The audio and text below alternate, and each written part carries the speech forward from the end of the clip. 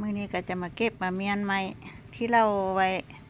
กองไว้บ่ได้เฮ็ดเนาะค่ะไปเวียกอื่นนี่ก็เอามาเฮ็ดก็พ่อใหญ่ก็เผาเพราะว่ากันมอดผู้เฒ่าเพิ่นว่าเนาะก็เลยเฮ็ดลองเบิ่งบางสูตรเพิ่นก็เอาไปมัดแล้วก็ไปแช่น้ำค่ะมื้อนี้ตาไหนก็มาเผาจนหมดค่ะเผาจนว่าแบบว่าบ่แม่นเผาดอกหลุนแต่ว่าลมควนยายลี่ก็จะเป็นแผนกมัดค่ะมัดก็เฮ็ดมัดละ50เพื่อว่าเราจะได้เช็คได้ว่าเอาไปเวลาไปเสียบจะได้รู้จักว่าจักลักที่เราตัดมาครบบ่เอาไปเสียบจะได้รู้จักจำนวนที่เราจะปลูกค่ะก็เอาฟางมาปาดแล้วก็เฮ็ดเป็นมัดค่ะพี่น้องจ้ะเกษตรทำไรทำส่วนเกษตรส่วนยางก็เป็นประมาณนี้ค่ะทางนี้นะจะเสียบลักก็คือเอาไม้ไผ่พาซีกมาเฮ็ดลักค่ะนับอันละ50ค่ะกับบรรยากาศมาให้ดูเนาะครีเอเตอร์สู้ๆค่ะมียังกระทายมียังกระเฮ็ดคอนเทนต์เนาะให้เพื่อนๆได้ดูเพราะว่าแต่ละโมงแต่ละทีก็เฮ็ดบ่คือกันเนาะผู้ใดเฮ็ดแบบใดก็มาให้กันเบิ่งอย่าได้รู้จักว่าผู้นี้ก็หลากหลายอาชีพจะได้รู้จักกันเนาะเห็นกันยายลี่ก็อาชีพยายลี่ก็ประมาณนี้ค่ะเข้าให้เข้าส่วน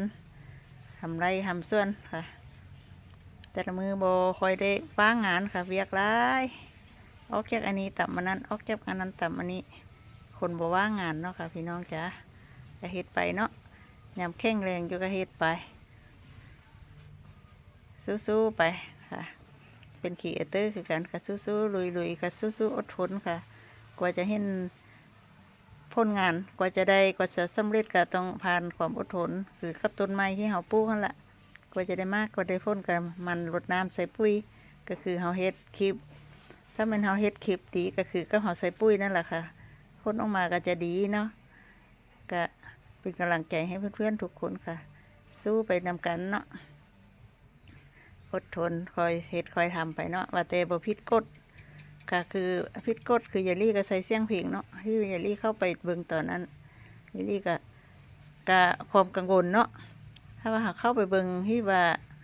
ลำโพงแดงที่เพิ่นว่าแจ้งลำโพงปิดเสียงยายลี่เข้าไปแดงหมดเลยแดงเป็นเทปเลยค่ะ20กว่าคลิปวันนี้เฮาก็กังวลแล้วเนาะเห็นแดงแล้วก็อยากไปลบย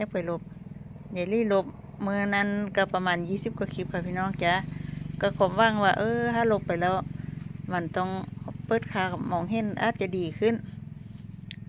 คือเก่าค่ะพี่น้องจ้ะยายลี่ไปลบมาแล้วก็ยอดวิวกระตุมุตะมิคือเก่าอาจจะมีคลิปที่ทางระบบบ่ทันได้แจ้งก็อาจจะมีเนาะยายลี่ใส่เพลงไปไล่อยู่ค่ะพี่น้องจ้ะก็ค่อยๆ